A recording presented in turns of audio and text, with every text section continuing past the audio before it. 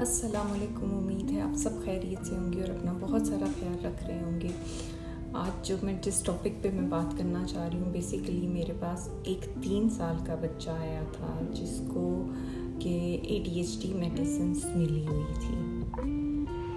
क्योंकि as a clinical psychologist I know कि बच्चे जो 6 साल से छोटे होते हैं उन्हें ऐसी मेडिकेशन रेकमेंड नहीं की जाती। सबसे पहले उन पे थेरेपी के थ्रू काम होता है, जैसे ऑक्यूपेशनल थेरेपी होगी, स्पीच थेरेपी होगी, ABA थेरेपी होगी। और उसके बाद अगर वो बच्चे मैनेज नहीं कर पाता चीज़ें या वो फिर भी बहुत हाइपर होता है, फिर मेडिकेशन स्टार्ट की जाती है। तो इसलिए जो आज का मेरा टॉपिक है वो है साइकेट्री मेडिसिन्स क्या है, वो कब और क्यों यूज़ करनी चाहिए। अब बेसिकली जो साइकेट्री मेडिसिन्स जो है वो आपके न्यूरोकेमिकल्स को बैलेंस करती है। जैसे फॉर एग्जांपल एक इंसान है जो बहुत परेशान है या बहुत ओवर थिंकिंग कर रहा है, बार बार चीज़ें सोच रहा है, घबरा रहा है, परेशान हो रहा है और उसको लग रहा है कि उसकी सोच पे कोई इख्तियार नहीं है, तब बेसिकली ये मेडिकेशन दी जाती हैं ताकि वो बंदा जो है या वो इंसान जो है स्टेबल हो सके और उस पर काउंसलिंग काम कर सके।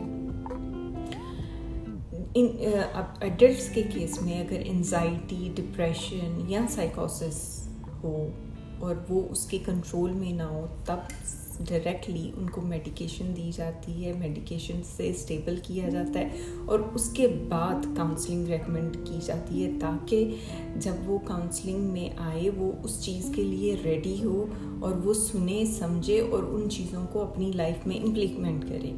जबकि बच्चों के केस में डिफरेंट है।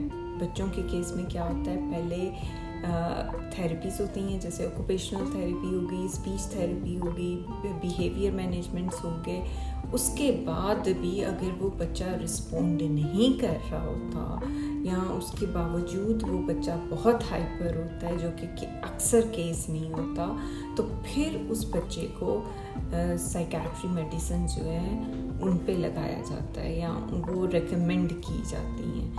तो इसीलिए बहुत सारी कंट्रीज़ में स्ट्रिक्ट रूल्स एंड रेगुलेशंस हैं और ये बड़ी कंट्रोल मेडिसिन्स होती हैं, क्योंकि कभी कभी क्या होता है कि ये इनमें थोड़ी सी जो होती है अब्यूज़ की तरफ लोग चले जाते हैं। तो इसलिए ये कंट्रोल मेडिसिन्स होती हैं और आपको ऑन द काउंटर फार्मेसी पे नहीं मिलती।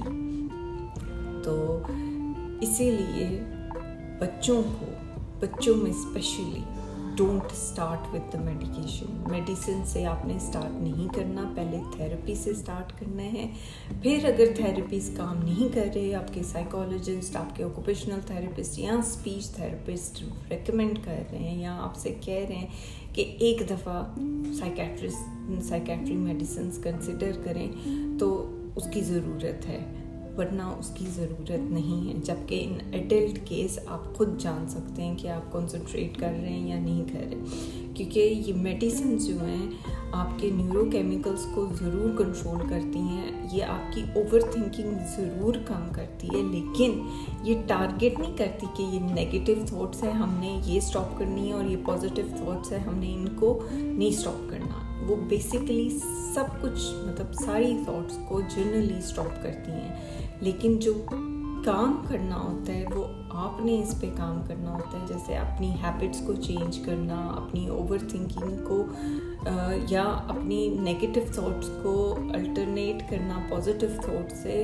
वो आपने काउंसलिंग के थ्रू, प्रैक्टिस के थ्रू करना होता है। तो इसीलिए मेडिकेशन और काउंसलिंग दोनों को समझे, दोनों की इम्पोर्टेंस को समझे और ये जाने कब कौन सी चीज़ ज़रूरी है। और अगर आपको नहीं पता तो मेंटल हेल्थ प्रोफेशनल से गाइडेंस लें और फिर उस पर अमल करें।